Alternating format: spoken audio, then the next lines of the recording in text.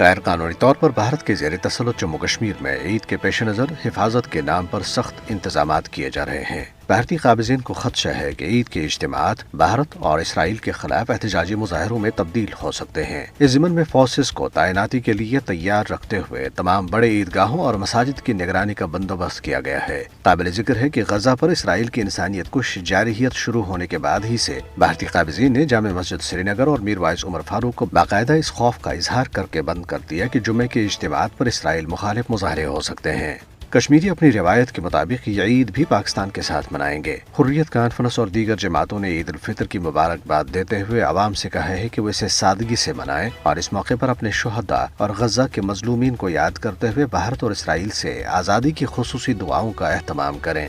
حریت conference کے محبوس اور senior رہنما شبیر احمد شاہ نے کشمیری عوام کی عزم و ہمت کی تعریف کرتے ہوئے کہا ہے کہ آزادی کے لیے ان کی قربانیاں رائیگاں نہیں جائیں گی۔ نئی دلی کی تہاڑ جیل سے اپنے عید پیغام میں انہوں نے کشمیری عوام اور حریت قیادت کی اس عزم کا اعادہ کیا ہے کہ مشکلات کے باوجود آزادی اور حق خود ارادیت کے حصول کے لیے جدوجہد کو جاری رکھا جائے گا۔ شبیر احمد شاہ نے فلسطین اور کشمیر میں جاری تشدد پر تشویش کا اظہار کرتے ہوئے دنیا بھر کے مسلمانوں بالخصوص غیر ملکی قبضے اور ظلم و جبر سے متاثرہ مسلمانوں کو عید کی مبارکباد دی۔ انہوں نے صاحب ثروت لوگوں پر زور دیا کہ وہ عید الفطر کے موقع پر غریبوں، ناداروں اور یتیموں کی مدد کریں۔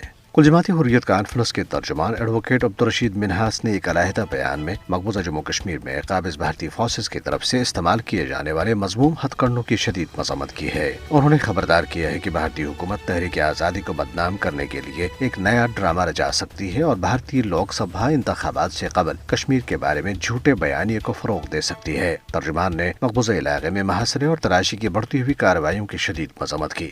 پی ڈی پی صدر محبوبہ مفتی نے سری نگر میں صحافیوں سے گفتگو کرتے ہوئے کہا ہے کہ مودی حکومت دفعہ 370 کی منسوخی کے بعد ظلم و جبر کے خلاف بولنے پر ان کی پارٹی کو نشانہ بنا رہی ہے۔ تاہم انہوں نے اس عزم کا اظہار کیا ہے کہ مشکلات کے باوجود ظلم کے خلاف وہ بات کرتی رہیں گی۔ دریاسنا ماہرین مودی کی زیر قیادت فسطائی بھارتی حکومت کی جانب سے جنوبی افریقہ سے سیب درآمد کیے جانے کے معاہدے کو مقبوضہ جموں کشمیر میں سیب کی صنعت کو نقصان پہنچانے کی دانستہ کوشش قرار دے رہے ہیں۔ کاشتکاروں اور بیوپاریوں نے اس معاہدے کی شدید مذمت کرتے ہوئے اسے کشمیریوں کی معیشت کو تباہ کرنے کا ایک سوچا سمجھا اقدام قرار دیا۔ ادھر بھارتی ریاست اتراکھنڈ سے تعلق رکھنے والے ایک شخص کو نامعلوم مسلح افراد نے ضلع شوپیاں میں گولی مار کر زخمی کر دیا۔ زخمی بھارتی شہری کو مقامی ہسپتال لے جایا گیا جہاں اس کی حالت مستحکم بتائی جاتی ہے۔